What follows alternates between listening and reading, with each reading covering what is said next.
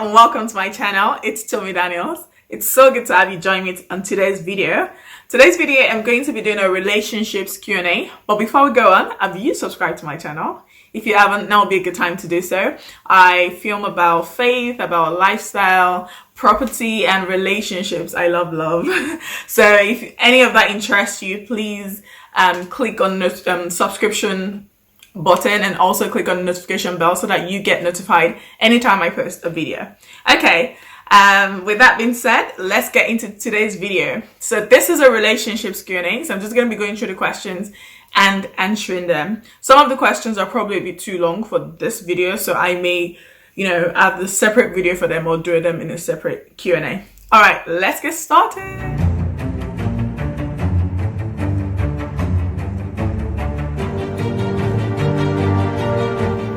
First question, what questions are important to ask before marriage? So I think this first question is probably, it's quite broad. So I would probably advise, first of all, actually the last video about getting intimate before marriage, I think it kind of gives some questions or things to talk about before marriage. I think you should definitely check out that video. But in terms of like other questions, I think this should be a separate video. So I'm going to unfortunately skip this question for this video. Next question. I have some concerns about how my fiance treats me. Do you think it will change in marriage? Short answer, no. I haven't said that it might change in marriage. Well, you don't know that. Like, that's not anything that anyone has in their hands. Like, even he may not know that it's going to change in marriage at the moment, but it may, But do you really want to live your life in that limbo, hoping that someone changes? If already you have a problem, and I'm guessing you have a problem with how he's treating you right now, if already you have a problem with it and he's not changing right now, like, why would you think it will change in marriage? Like, usually in relationships, or courtships or whatever you call it, that's when people tend to be on their best behavior. So they're still like, putting in effort. And in marriage, I mean, you should still put in the effort, but there is sometimes, you can come with this, kind of like you feel like, oh, you've won, so you just kind of relax. You shouldn't, you should still be doing the chasing and all of that and putting in the effort as you should. But the truth is, now that you're married, like, why would you, if he's not putting in the effort now that he's still your fiance, like, why would he want to put in the effort when he's married? So I think the short answer to that is, he probably won't change, or you should make a decision about whether or not you want to marry him on the basis of who he is today, and not necessarily what you hope it will be in the future. So if it's not something that you can live with right now, if it's not something that you're happy with right now, I will genuinely advise you to break off that relationship. Okay, next question. My parents are not accepting of my relationship, but we really love each other and want to get married. We've also heard from God about each other. Can we go ahead? Interesting. So the Bible talks about, it says, honor your father and your mother. One of the ways that you do honor your father and your mother is, by, I guess, getting their blessings regards to marriage, especially something as important as marriage. So if they're not accepting of it, I guess, again, this question has, like, you need to put it in some context in terms of, like, what exactly is the issue? Is it like superficial things? Is it things that, they think that there is something, is there something that they're saying that you're not saying and they're saying to you and just like, no, it's not a lie? Is it just a case of they just don't have a reason, they just don't want you to get married to this person? Also, like, what has your relationship with your parents been previously? Like, are they people that you've previously, you respect their opinions, or you value their opinions, or you and all of a sudden now they're saying no to marriage? If that's the case, then they must have a reason. So I think the first step is to have a conversation with them, find out why they're not accepting of this person. If it's something that, it's maybe, I don't know, something like it's a lack of communication issue, so they're thinking something about the person and or they're saying something and that's not what the true picture is, then you can go into that process of like building a relationship or explaining to them who this person is, or letting them see who the person is. If it's other deeper things and they're just saying like they just don't feel it's right, whatever the case, I think the what I would advise you that it's going to be best for you to get their blessings before you go ahead. So if you feel like, as you said, you've heard from God, you've both heard from God about each other, then you need to go back to God and say, God, this is a challenge, or there's a roadblock somewhere, and let God, tell you what to do or how to go about the situation, how to go about approaching them, how to, even before you approach your parents, I'll advise that you pray as well, and just commit everything into the hands of God. It's good, and it's a great thing that both of you have heard from God about each other. So definitely go to God and let God know. I wouldn't say just go ahead with it without their blessings, because you've heard from God, because you want to honor them. And even if they've not been great parents, you should still take all the steps I said in terms of like going to them, finding out exactly what the problem is, and then go to God and let God directly. It says Proverbs 3:5, it says, acknowledge the Lord in all your ways and he will direct your path. So you need to take this to God, acknowledge God, and have God direct your path. Okay, next question. I've never been in a relationship and I don't really have guys approaching me. Is something wrong with me? This was me when I was, in fact, all my life until I was 26, when I met my now husband. And I've actually done a video about this as well. I think it's titled I never had a boyfriend till I was 26 or something like that. So you should check that out. But if you don't have you've never been in a relationship, there's nothing wrong with that, because I am all for intentional dating. So actually, I'm not one to just say, okay, I think you should just date for the experience. So the fact that why have you never been in a relationship? For me, my reason was, the people that I had around me, the ones that I even like I knew that, this was not husband, right? So I didn't bother entertaining it. I didn't bother going ahead with it, no matter the amount of feelings that were involved. So you have that. Sorry, I just lost my train of thought. What was I saying? I'm not one for, just like trying to get experience. So I don't think it's a problem that you've never been in a relationship. And you say you don't have guys approaching you. Now, that could be to things that maybe part of it you can control. Again, go to God. God is so interested in every single thing that you do, including like your love life, your relationships, the people that like you, the people that you don't like. So if this is something don't think that something is too small for God. Like, why would God be interested in this when there's, this whole pandemic going on in the world, and, there are wars and many things going on in the world. So why would I be bringing this little thing to God? God is very, very interested in this. Because you're interested in it, he's very interested in it as well. So take this to God, let God know how you feel, and say, God, I'm feeling a bit uncomfortable with the fact that, I never really have guys approaching me, even if you don't want to date them. But then also other things that you need to that you can kind of work on. What are your social skills? Are you friendly? I know you maybe for me, for instance, my routine was just pretty much work, church, and home. There wasn't really, so the social activities I had were really church related. But even in those those places, are you friendly?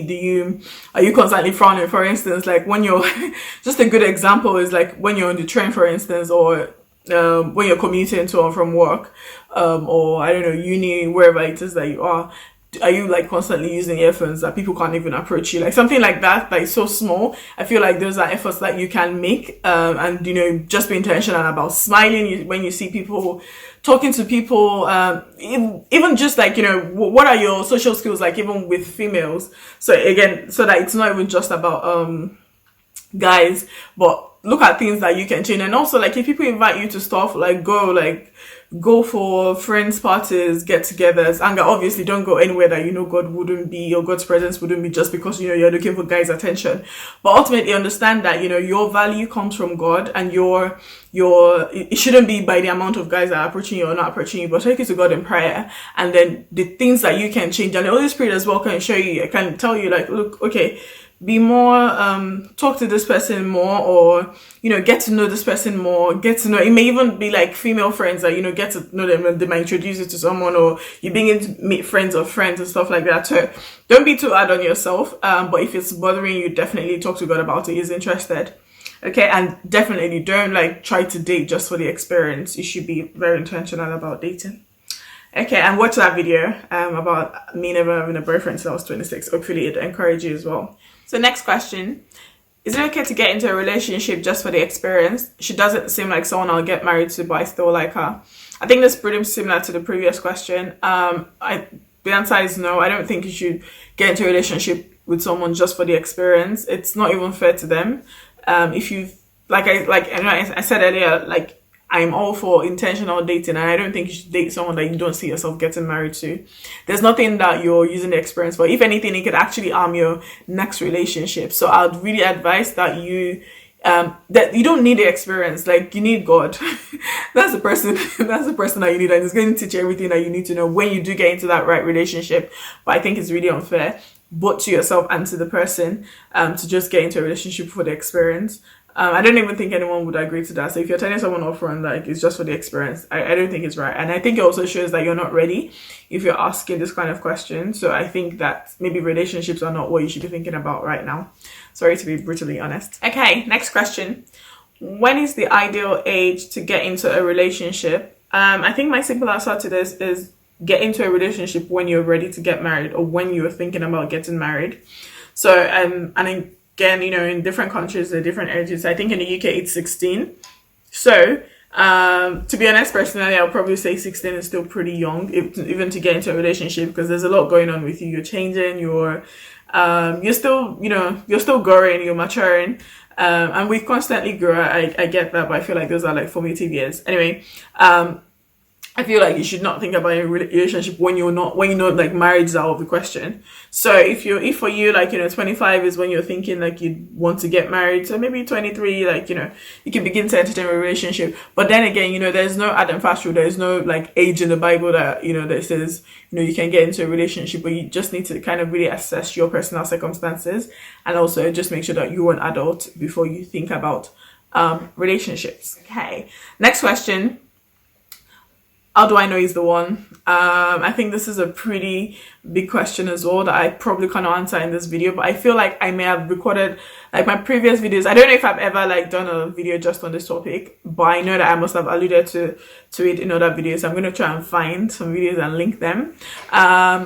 But I think the simple answer is God, because God is the person that knows you, and God is the person that knows this person in question. So he's the one that can really tell you if it's the one. But that's the broad answer. I can tell you like more practical, steps. But I must have mentioned in some other videos I will try to link. Next question. How do I deal with sexual temptation in my relationship? There's always so much tension when we're living together.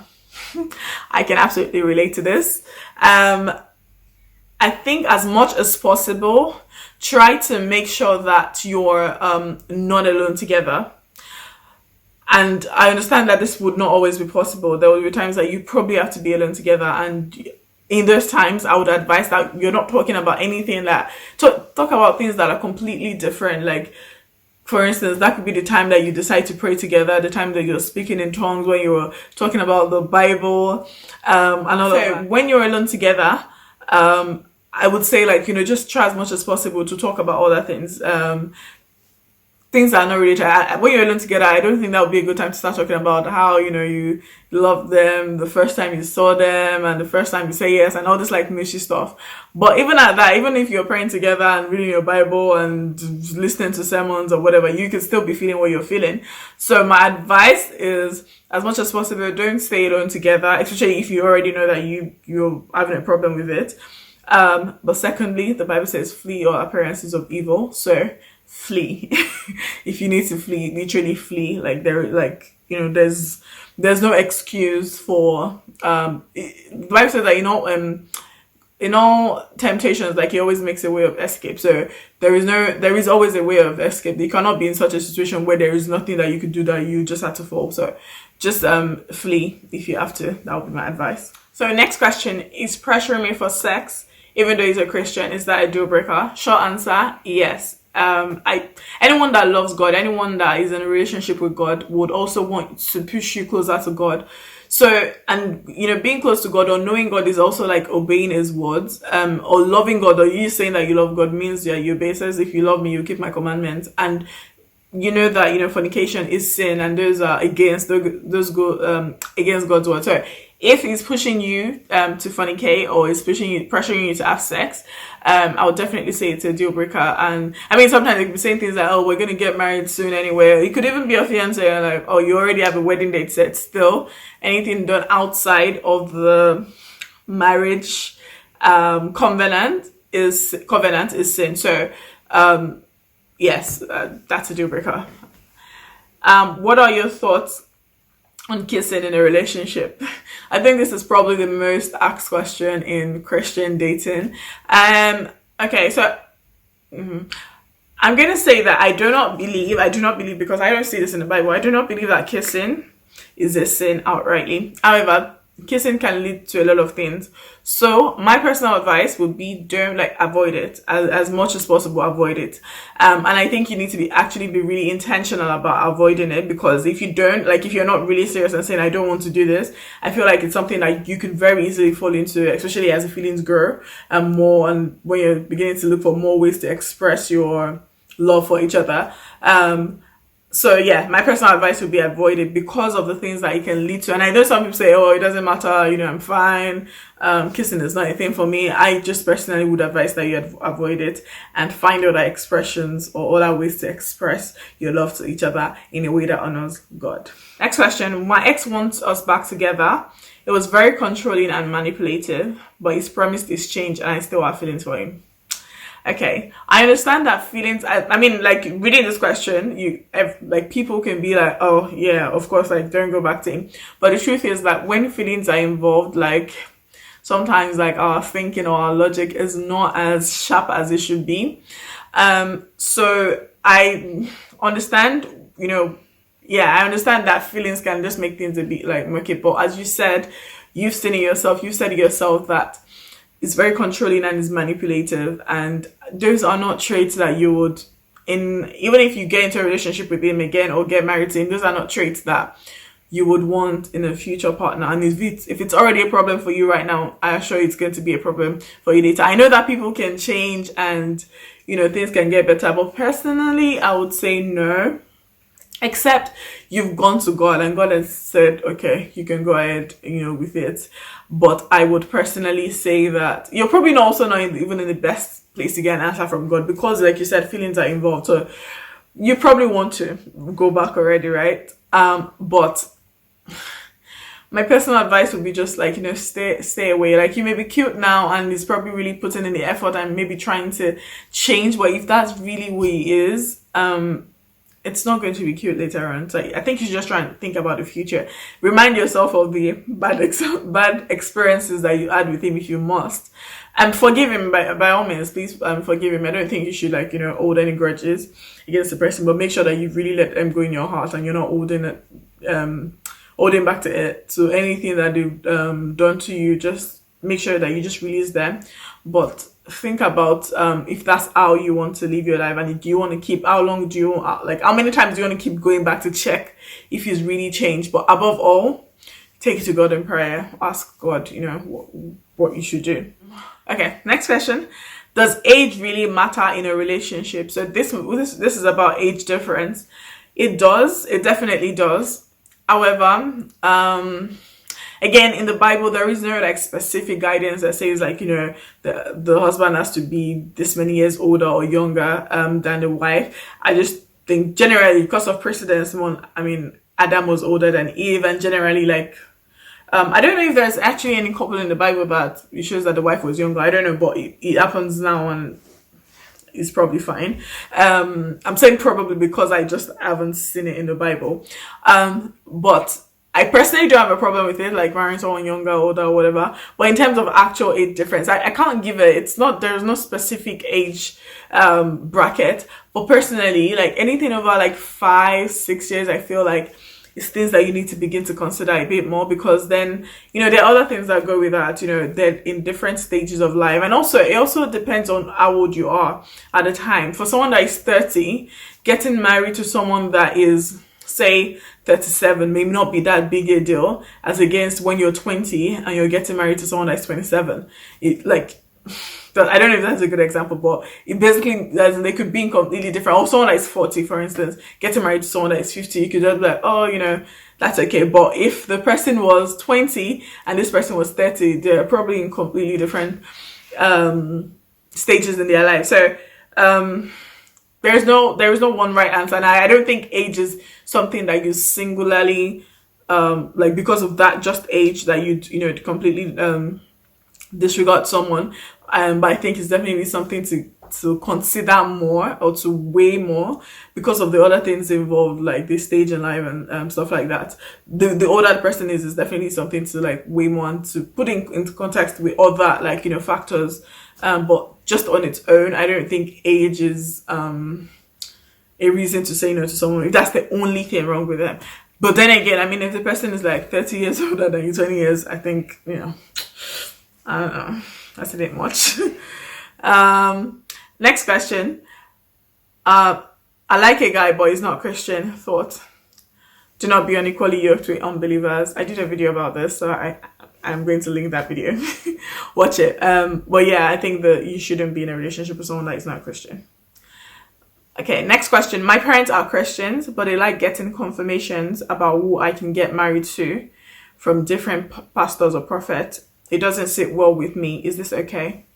I think I would be the same as well if I had parents like that took. I mean, it's a great thing that they're praying about it or trying to seek God's face about someone that you want to get married to. But I think my issue is actually now taking or asking for confirmations from different pastors and prophets that I don't know. I would personally have a bit of a problem with that. If it's a case of they're just talking to their friends, or maybe they have a prayer partner that they're praying about and saying, this person is maybe, that's fine, or maybe their pastor or something, if the person is your pastor as well, even if it's not.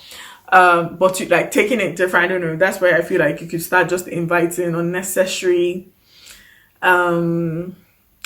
parties into it, and then that's when people start giving like different words and saying no, yes. So I personally would have a problem with it as well. So I think you can discuss this with your parents and tell them you don't feel comfortable with them going to get confirmations from different people about it. Like, everyone has a relationship with God, so they should be able to ask God themselves as well. But even if they don't feel confident enough to ask, then it should be okay to go to like maybe their prayer partner or their pastor, just one person, but they should have a witness in their spirit as well about what these people are saying, or what this person is saying.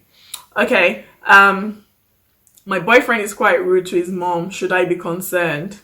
Yes, definitely be concerned. If he can treat his mom that way, I mean, it may be nice to you, like he may be like so sweet to you, but if he can treat his mom that way, it's also probably an indication of how he could treat you or treat your mom or your family. So I think you should definitely be concerned. And I would say actually that's probably a red flag. It's probably a red flag more to do with his own upbringing and his character. So you probably may want to now dig deeper into his character and see how he treats other people as well, apart from his mom. Because maybe if it's just his mom, there could be a reason for it. I mean, there's no excuse for it, but maybe you can get into the reason for it, and maybe it actually doesn't even see it as something rude. But I think that's definitely maybe not a red flag, maybe a yellow flag, but that's definitely something to take seriously and not just let it slide. Last question. Okay, my fiance is unemployed. Can I get married to him? See, this one's a bit different because it also depends on, has he always been unemployed? So since you've met him, like he's never had a job, or is it just a case of he's in between jobs at the moment? I feel like they're two completely different things. So if it's a case of he's never had a job, he's always, chasing these dreams and he doesn't want, maybe he thinks other things are beneath him, I feel like that's a problem. If it's just a case of he's just in between jobs at the moment and he's generally got his head screwed on, he's working hard, he's not just being lazy now because he doesn't have a job, I think that's fine. But if you're asking the question, I feel like maybe it is concerning you as well, maybe there are other things that you're saying. So just kind of set your heart and see like where it's coming from. But if it's just a case of he's in between jobs and he's working hard and working out to get a job or to start a business or something, like to do something productive, I think that's fine. And I think that it's just the same in marriage. Like, you could get married today and he loses his job tomorrow. Like, are you going to break up with him for that? No. Or get a divorce for that? No. So it depends on the circumstance for this. But I guess if you're asking a question, there may be more to it. So maybe you need to actually dig deeper and see, is this person actually hardworking? Is this person just chasing lofty dreams? yeah, man, I guess if, some people are so like fixated on a project and they're like, I'm working on this business, it's going to get really big, but nothing has happened and they've been on it for years and years and you've been kind of like waiting and pushing through with it, but you can't just see anything coming. I think you need to weigh the option and think, is this for you? Like, is this the life? Can you continue to persevere and be patient and be long suffering through this? If you can't, then, you can walk away and maybe someone else that can, go with person. Anyway, this brings me to the end of this video.